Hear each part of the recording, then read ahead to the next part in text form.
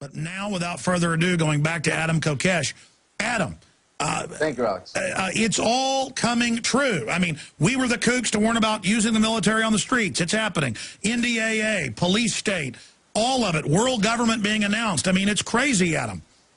Well, that's why it's so important to have an event like this, the Ron Paul is the Choice of the Troops March, to be able to create a way to reach out to guys on active duty, because when it comes to that, we have to ensure that they know that they're still human beings.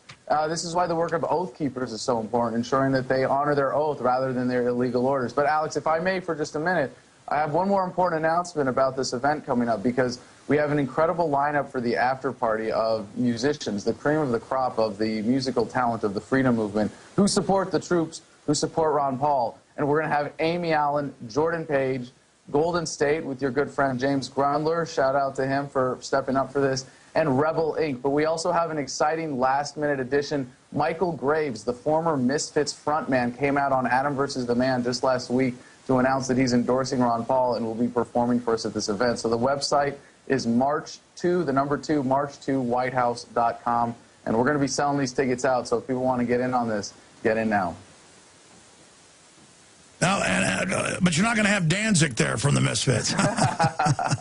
No. Well, he's, you know, if you look at his politics, it's a little scarier. I'm much more excited to have someone who's woken up on our side. It's awesome. It's incredible what's happening. And I wasn't making fun of that lead singer. I was just acting trendy that I know who the original lead singer was. See, I'm trendy, Adam. Extremely trendy.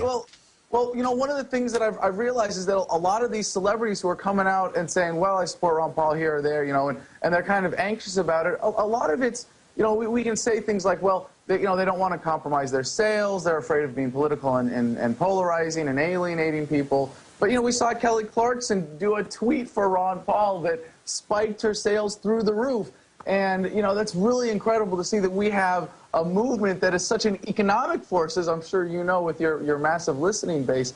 But, you know, that they're lacking the confidence. A lot of them, you know, you and I take it for granted as people that are steeped with backgrounds in politics and current events that, well, yeah, of course they should be coming out and advocating for Ron Paul and get you leveraging their celebrity and getting out and talking to everybody they can and yada, yada, yada, and everything we would hope and dream for them to do. But a lot of them don't have the confidence and the background to be able to say, stand behind their beliefs and articulate them clearly. And one of the things I've learned is that as activists, we can do a lot to help them out. And you know, as you know, with your personal friendship with Charlie Sheen and that effort there, you know, I hope that's ongoing and that he's able to do more for the cause. But at least we've got these 5 incredible headliners coming out for this event on Well, I agree with you, but people say, well, Charlie Sheen's got all this wild stuff in his background. That isn't the point. It brings massive attention to something, and in the media, that is key. Now, Adam, I want to get your perspective, though, on the Iran situation. Sure. I talked to Ed Asner, speaking of celebrities yesterday,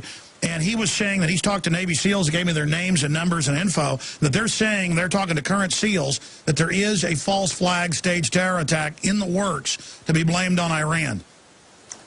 It doesn't surprise me at all, Alex. But, you know, I have an offer for you if you're interested. I'll let you respond off the air. But I'm trying to organize a trip to Iran, and I'd like to have an opportunity as a journalist, if you want to call me that, to show the American people all of the shared humanity that we have with the people of Iran and let them see what we stand to lose by not stopping this war from happening, by not letting the globalists have their way and convince us to have another war that's obviously not in the best interest of anybody involved except those that fund it from both sides. So if that's of interest to you and you'd like to have a correspondent in Iran, I'd love to work with you. But I do think it's very scary to see that this is just kind of plodding along, that we've seen this since the Bush years, that all of these forces have been pushing us in this direction.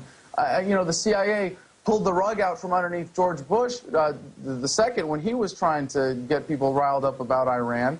And it's amazing to see that no matter how much truth you show people, they still fall for this war propaganda. I mean, why do they do war propaganda? Because it works. And that's what's so sad about the human condition today. But it's because of journalists like yourself that we're able to fight back, we're able to change that. And I'm really hopeful. You know, I take the long view of human history, and I see the power of the internet coming into play like never before. I see the ability for people to tune into your show online, to get Infowars.com, and everything that's so key there, and to see the counterpoints to that propaganda. So I'm very anxious, and I want to be on the side of the counter propaganda, and I'd really appreciate your help if you're interested in getting involved. But being able to show that counter narrative, being able to show that there's a common humanity between the people of the United States and Iran it's hard to deny. It's hard to deny. It's easy if you watch the mainstream media. It's easy if you just, like Thomas Jefferson said, if you are a man who reads the newspapers and are less educated than someone who reads nothing at all, if you just get that mainstream message, it's really easy to forget that. And I agree. And I mean, as you were saying, though, dehumanization. Exactly. But as you were saying, I mean, the wages of this are enslavement. They're going to use these new wars to clamp down on our freedoms even more. I mean, here is the foreign policy review. Clinton gave a speech yesterday saying we need Assad's consent to put troops in Syria. The UN is now saying they may listen to the Arab League and basically invade. There's already special forces reportedly advising Wahhabist al-Qaeda. I mean, what do you make of the admission that al-Qaeda, real al-Qaeda, has been given Libya? They're now being given areas of Syria. They've thrown their old dictator out, Assad, and put another military dictatorship in Egypt. I mean, this is crazy to see al-Qaeda openly working for NATO. Crazy. You're the last person I would expect to call that crazy, considering your familiarity with the history of al-Qaeda, Alex, that you would be surprised that our government is making enemies, deliberately setting them up, and then saying, whoops, sorry about that. Our meddling led to more American enemies that we now have to create more wars to go and vanquish. I mean, come on, Alex, you know that this is all part of the setup. I mean, sure, but I'm saying what's crazy, to be clear, is that, and I'm glad you point that out. What is crazy, Adam, is that they're openly using al-Qaeda, working for the globalists. Yes, I know they created them and they work for them, while still saying TSA's got to grope your wife and daughter because of al-Qaeda, and then now al-Qaeda, who we knew worked for them, openly works for them. It's crazy how dumb they think we are. Yes, that is what's crazy, and if that doesn't get you fired up, if that doesn't make you want to repost this video, if that doesn't make you want to bring another listener to Alex Jones, if that doesn't make you want to wake somebody else up and pull them out of the mainstream media hypnosis, I don't know what does. When you see when you listen to that, the result is death. When you tune out, we can save lives. Simply in the act of tuning out, simply in the act of accepting a different take on reality, a more honest take on reality, a direct take on reality that's not trying to deceive you into doing anything that supports this globalism that we're seeing. And so I just like what you're saying. My only conclusion that I would throw back at you is, you got to listen to people like yourself. You got to listen to the Alex Jones Show.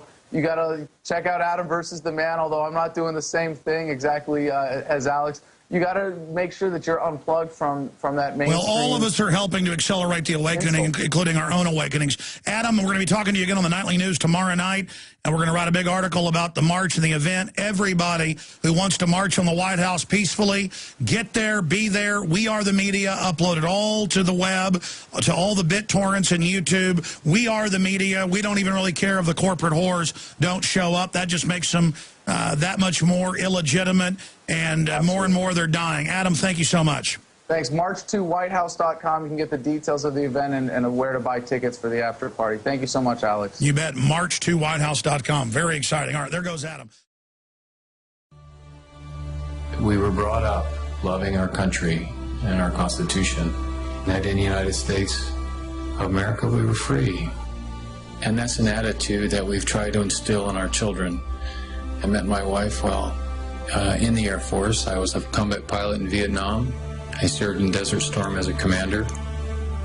When I graduated from the academy, I took the oath of office. And as a commander, I administered that oath to many people. Now I wonder about the understanding people have of our Constitution, and I think about our candidates for President of the United States. It's interesting to see the support Ron Paul gets from the military.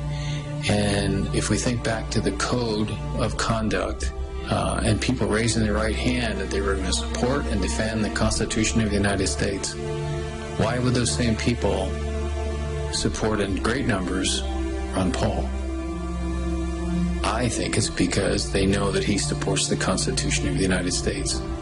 It doesn't mean you have to go to war to do it.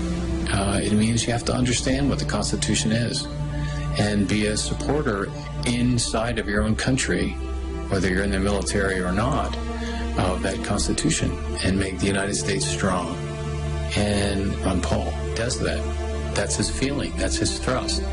And that's why if you look at the percentages that support him in the military, it's huge.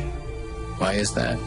Because they've raised their right hands, and they're putting their lives on the line for us here in the United States, and they know that Ron Paul does the same.